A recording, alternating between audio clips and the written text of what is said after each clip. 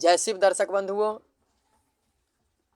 जैसा कि आप लोगों को पता है, कल मंगलवार के दिन माघ कृष्ण पक्षी एकादशी तिथि है, जिसे हम लोग सटतीला एकादशी के नाम से जानते हैं।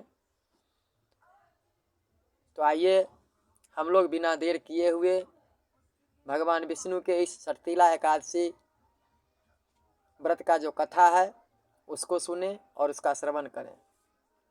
तो प्रेम से बोलिए भगवान श्री विष्णु की जय।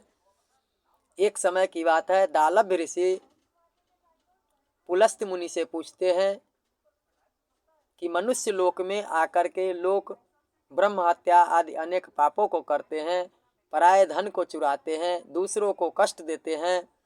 ऐसा करने पर भी वह नरक में न जाए। हे ब्राह्मण, ऐसा कोई उपाय हो तो कहिए। हे भगवान, अल्प दान करने से अनायास पाप दूर हो जाए, उसे कहिए। पुलस्त्य मुनि कहते हैं कि हे महाभाग, तुमने बहुत ही सुंदर प्रश्न किया है, जिसको ब्रह्मा, विष्णु और इंद्र आदि देवताओं ने किसी से नहीं कहा। तुम्हारे पूछने पर उस गुप्त बात को मैं तुमसे कहूँगा। माघ मास के आरंभ में ही शुद्धता से स्नान करके इंद्रियों को वश में करें। काम, क्रोध, घमंड, ईर्ष्या, लोभ और चुगली, इनसे मन को हटाकर जल से हाथ पैर धोकर भगवान का स्मरण करना चाहिए।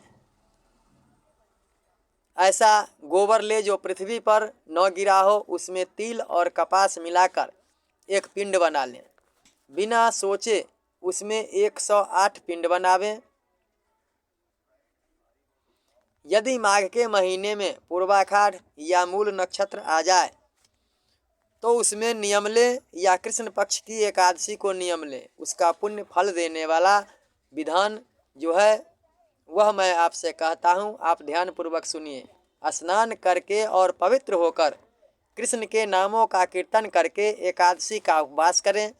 रात्रि में जागरण करें और गोबर के बने हुए 108 पिंडों से हवन करें। शंख, चक्र, गदाधारी भगवान का पूजन करें। चंदन, अगर, कपूर चढ़ावें। शक्कर मिला हुआ नैवेद्य चढ़ाकर बारंबार भगवान कृष्ण नाम का स्मरण करें। हे विपेंद्र, पैठा, बिजौरा और नारियल आदि से पूजा करें। यदि इन सब का अभाव हो तो सब में सुपारी ही श्रेष्ठ है। फिर अर्घ्य देकर भगवान जनार्दन का पूजन करके प्रार्थना करें कि हे कृष्ण, आप दयालु हैं, पापियों को मोक्ष देने वाले हैं। हे परमेश्वर, संसार सागर में जो डूबे हुए हैं उन पर प्रसन्न होइए। हे पुंडरीकाक्ष, हे विश्वभावन, आपको नमस्कार है। हे सुब्रह्मण्य, हे महापुरुष, हे पूर्वज, आपको नमस्कार है। हे जगतपते, मेरे दिए हुए अर्घ को लक्ष्मी के समेत आप स्वीकार कीजिए।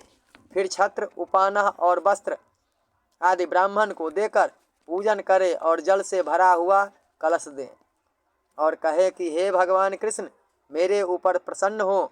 हे द्विजोत्तम, काली गाय और तिल पात्र अपनी शक्ति के अनुसार उत्तम सुपात्र ब्राह्मण को दान देना चाहिए। हे मुने, स्नान और भोजन में सफ़ेद और काले तिल अति उत्तम है, इसलिए यथाशक्ति ब्राह्मण को भी देने चाहिए। खेत में तिल बोने से जितनी संख्या में तिल पैदा होते हैं उतने 1000 वर्ष तक वह मनुष्य स्वर्ग में निवास करता है। तिल से स्नान करे, फिर तिल से उबटन करे, तिल से होम करे, तिल से तर्पण करे, तिल का भोजन करे, तिल का दान करे। ये 6 प्रकार की विधि पापों का नाश करती है। इसी से इस एकादशी का नाम सटतीला एकादशी है। नारद जी कहते हैं कि हे कृष्ण, हे महाबाहो, हे भक्तजन, सटतीला एकादशी से क्या फल मिलता है?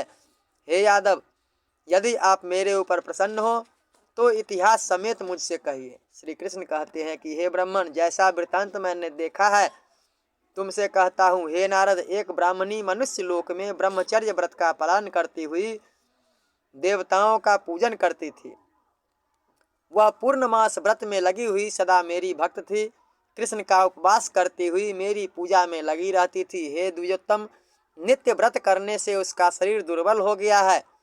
गरीब ब्राह्मण और कुमारी कन्याओं को भक्ति से वह अपना घर तक दान करने लगी और सदा कठिन व्रत करने लगी।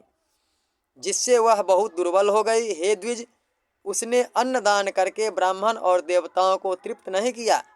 फिर बहुत दिनों के बाद मैंने मन में विचार किया कि कठिन व्रतों के करने से इसका शरीर शुद्ध हो गया है। शरीर को सुखाकर इसने स्वर्ग जाने के योग्य अपनी देह बना ली है। इससे अन्न का दान नहीं किया जिससे कि सबकी तृप्ति होती है। हे ब्राह्मण, उसकी जांच करने को मैं मनुष्य लोक में गया। भिक्षुक का रूप धारण करके भिक्षा पात्र लेकर उस ब्राह्मणी के यहाँ भीख मांगने लगा। तब ब्राह्मणी बोली, हे ब्राह्मण, तुम कहाँ से आए हो? मुझसे सत्य कहो। फिर मैंने कहा, हे सुंदरी, भिक्षा दो। तब उसने क्रोध में भरकर मिट्टी का ढेला मेरे भिक्षा पात्र में डाल दिया। हे द्विज, फिर मैं स्वर्ग को चला गया। महाव्रत करने वाली तपस्विनी भी व्रत के प्रभाव से देह समेत स्वर्ग पहुंच गई। मिट्टी के पिंड का दान करने से उसको एक सुंदर घर मिल गया, परंतु उस घर में अन्न और धन नहीं था। हे विप्रेश्र, हे विप्र से जो उसने प्रवेश किया तो वहाँ कुछ भी नहीं देखा। हे द्विज, तब घर से निकलकर मेरे पास आई और बहुत कुपित होकर बोली कि सब लोगों को रचने वाले विष्णु भगवान का मैंने बड़ा कठिन व्रत, उपवास और पूजा से आराधन किया है, परंतु हे जनार्दन, मेरे घर में अन्न धन कुछ भी नहीं है। तब मैंने उससे कहा कि तू जैसे आई उसी तरह अपने घर चली जा।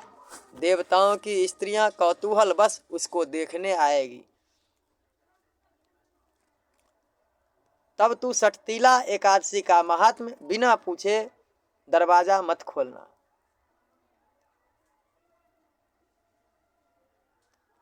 तब ऐसा सुनकर वह मानसी चली गई। हे नारद, तब उसी समय देवताओं की स्त्रियां उसे देखने आई और कहा कि तुम्हारे दर्शन के लिए आई हैं।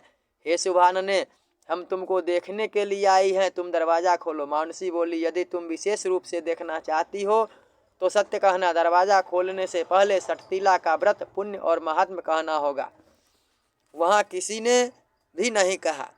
उनमें से एक ने महात्म्य सुना दिया और कहा कि हे मानसी, दरवाज़ा खोल दो, तुमको देखना आवश्यक है। उसने दरवाज़ा खोल दिया। उन सब ने मानसी को देखा लिया। हे द्विजश्रेष्ठ, वह न तो देवी है, न गंधर्वी है, न आसुरी है और न नागिन है। जैसी स्त्री पहले उन्होंने देखी थी वैसी ही वह भी थी। देवियों के उपदेश से सत्य पर चलने वाली उस मानसी ने भुक्ति और मुक्ति को देने वाली षटतिला का व्रत किया।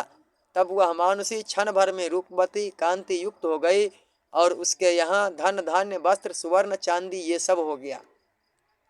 षटतिला के प्रभाव से सब धन धान्य से पूर्ण हो गया। लोभ के वश होकर बहुत तृष्णा नहीं करनी चाहिए। अपने धन के अनुसार तिल वस्त्र आदि का दान करें, इससे जन्मांतर में आरोग्य लाभ होता है। हे द्विजश्रेष्ठ, षटतिला का उपवास करने से दरिद्रता, मंद भाग्य और अनेक प्रकार के कष्ट नहीं होते। हे राजन, इस विधि से तिल का दान करने से मनुष्य सब पापों से छूट जाता है, इसमें संदेह नहीं है। विधि पूर्वक किया हुआ दान सब पापों को नाश करता है। हे मुनिसत्तम, इससे शरीर में थकावट, अनर्थ अथवा कष्ट नहीं होता। प्रेम से बोल भगवान श्री विष्णु की जय। तो अभी आप लोगों ने सुना षटतिला एकादशी का कथा। यदि आप लोगों को ये वीडियो अच्छा लगा हो तो कृपया वीडियो को लाइक करें और चैनल को सब्सक्राइब करें। अधिक से अधिक लोगों के लिए इस वीडियो को शेयर करें ताकि सभी लोग षटतिला एकादशी की कथा का श्रवण करें। जय श्री हरि।